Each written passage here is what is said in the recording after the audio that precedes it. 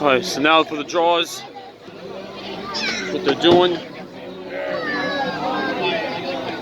in this Explorer. Next object is to remove the door. It goes to the and pop the door off. The more access we give to the first aid, the better it is, the easier it is on the patient and the removal.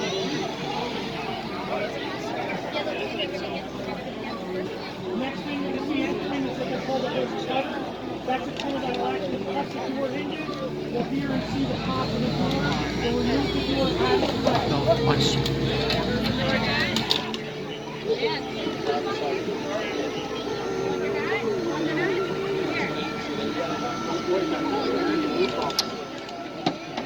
Well, I'm just going to end it here because I want to save some for the flashing lights on the trucks get turned on, so I'm going to call this for now.